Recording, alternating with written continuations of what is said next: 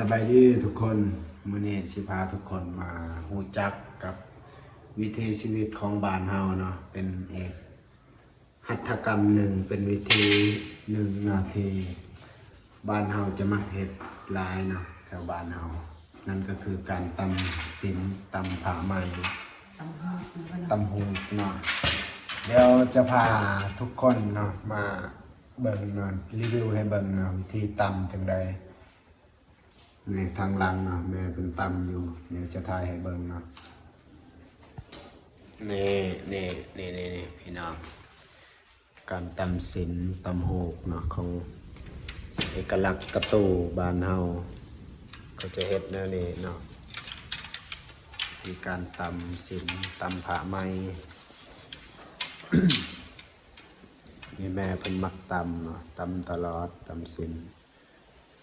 ตำแบบนี้เป็นสดเป็นสดกับเส้นเป็นสดก็ไต่เป็นสดเนาะเป็น บนงานพรเป็นสินเป็นผ้าแบบของบ้านเฮาเอกลักษณ์บ้านเฮาหลังจากที่ตำแล้วแนวนี้เนาะมันจะเป็นแบบผ้าสีแจ่แล้วเขาจะตัดมาเฮ็ดเสื้อเฮ็ดสินเฮ็ดเป็นสุดออกงานเนาะเวลามีงานมีบุญมีหยังแถวบ้านก็จะใส่สินตัวนี้เนาะเป็นเอกลักษณ์ของบ้านเฮา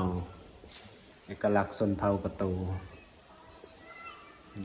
สีสันสวยงามนี่รีวิวให้เบิ่ง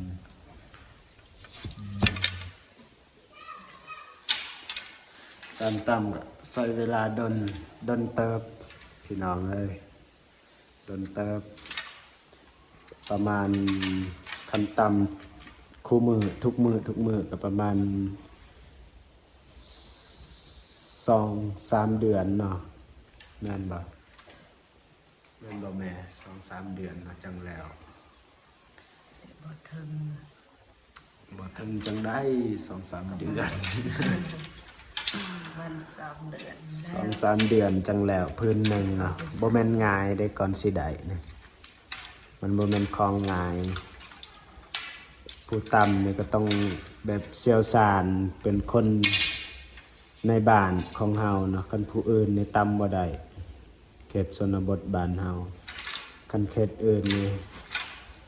สิตำบ่ได้เนาะหรือว่ามีวิธีต่างกันแนวนี้อันนี้เป็นวิธีของบ้านเฮาสมัยรุ่น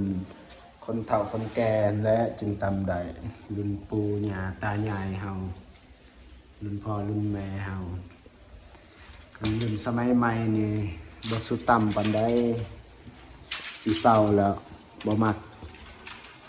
มันยุ่งมันยากเนาะยากหลาย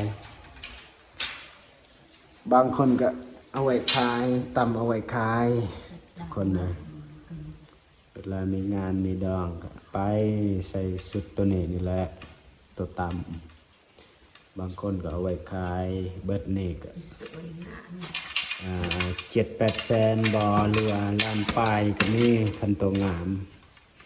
คือตัวนี้นี่ประมาณ5-6 แสนคันตำแล้ว5-6 แสนเพิ่นจะขายในราคาตัวนั้นคันไหลเป็นเงินไทย5-6 แสนก็เท่าใด800-900 บาทประมาณนั้นเงินไทยงามก็เลยตำเส้น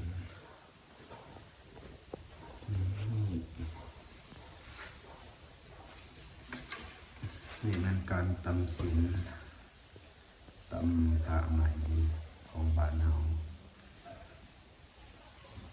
ที่แม่ไปตำอยู่เนาะ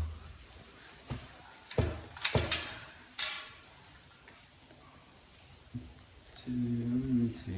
สิ่งที่เธอเรียบร้อยเนาะรีวิวเราก็จะจบคลิปเพียงเท่านี้เนาะจังใดก็ฝากกดไลค์กดแชร์กดติดตามเอาไว้เพื่อจะเบิ่งคลิปแบบวิธีบ้านเฮาต่อไปนะฝากเป็นกำลังใจให้แน่ทุกคนขอบใจ